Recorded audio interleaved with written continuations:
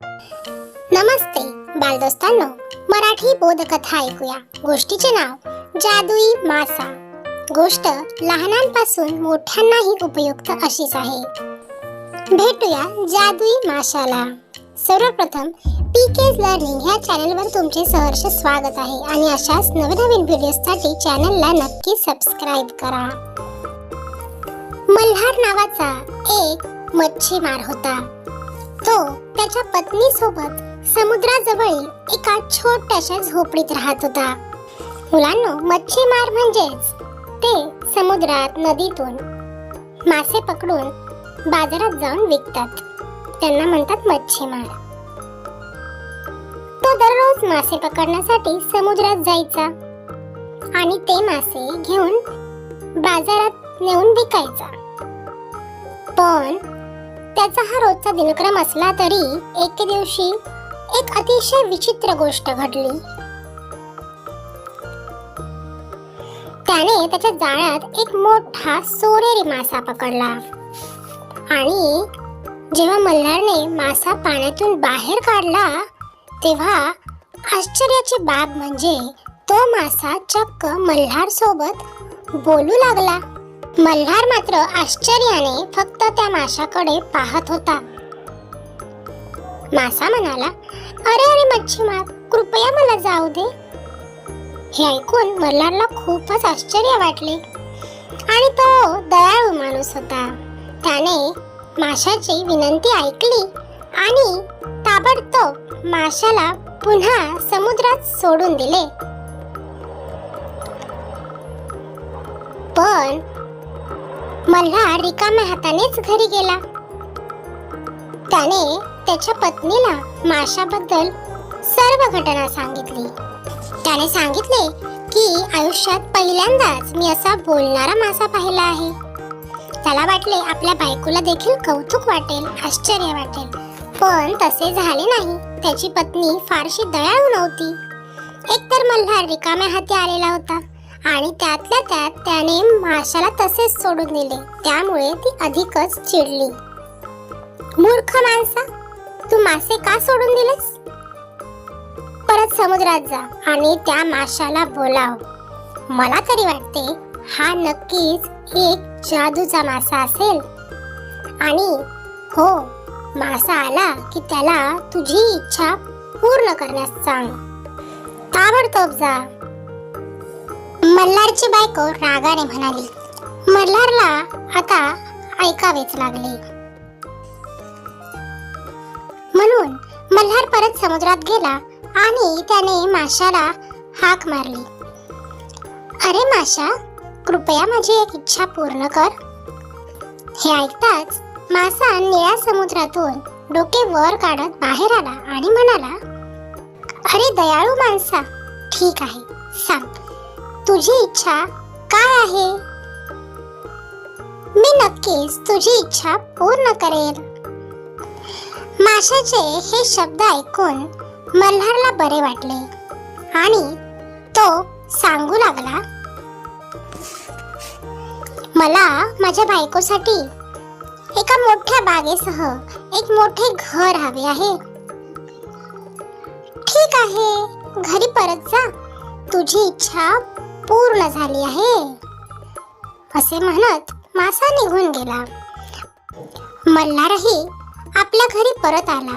पण अरे, पाहतो तर काय, त्याच्या छोट्याशा झोपडीऐवजी तेथे बागेसह एक मोठे घर होते. तो आपसुकच म्हणाला, अरे वा, किती मोठे घर आहे आणि किती सुंदर आहे. असेच काही दिवस गेले.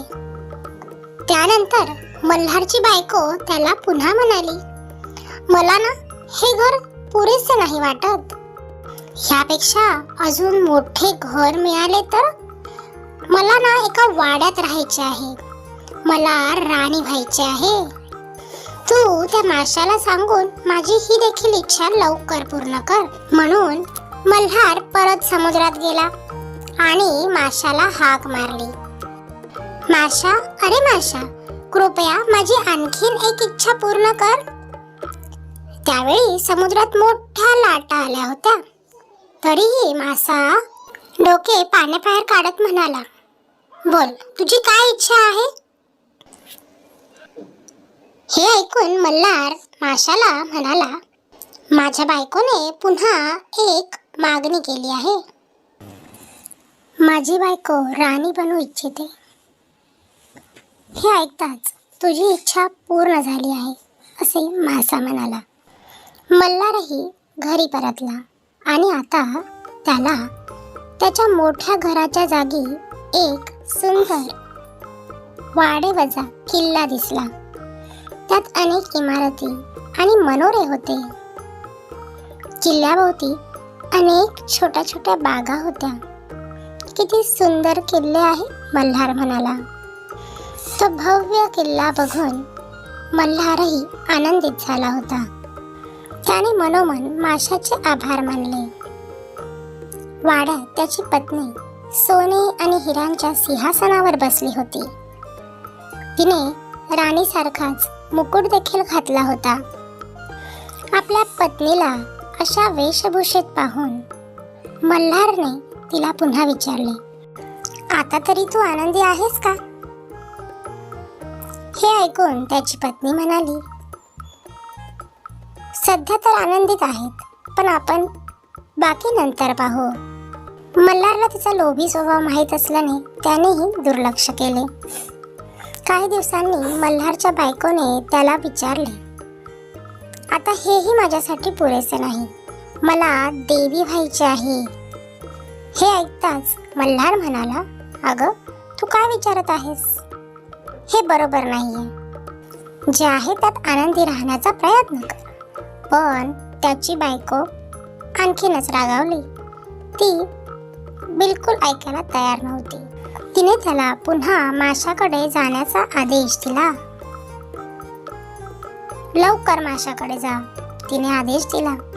मल्हार परत समुद्रात गेला आणि माशाला हाक मारली, माशा, अरे माशा, कृपया माझी आणखीन एक इच्छा पूर्ण कर.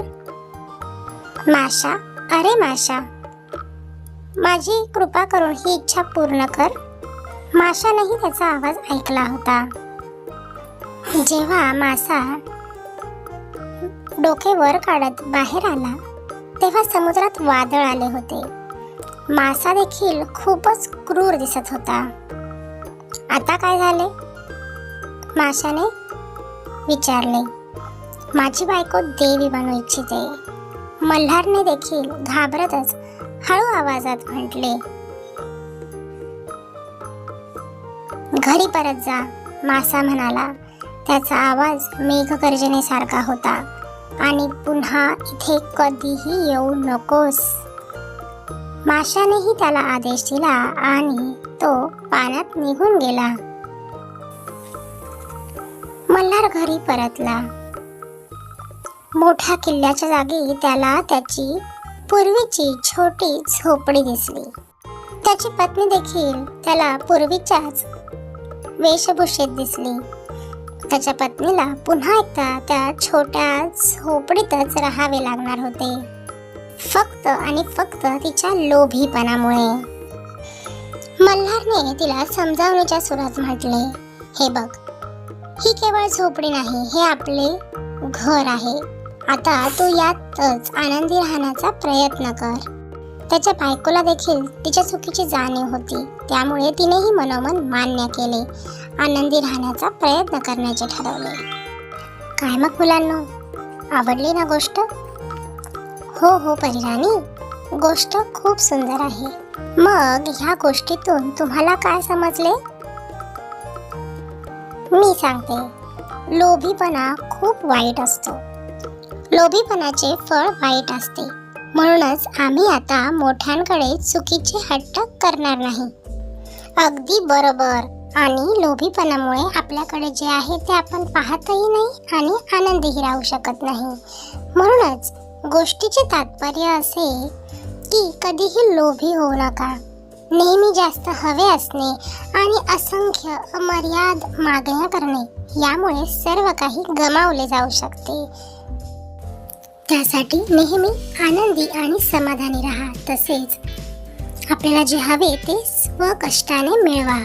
Thanks for watching. हा व्हिडिओ, ही गोष्ट तुम्हाला आवडल्यास नक्की लाईक करा, आपल्या फ्रेंड्ससोबत शेअर करा आणि अशाच नवनवीन व्हिडिओसाठी चॅनलला नक्की सबस्क्राईब करा. धन्यवाद.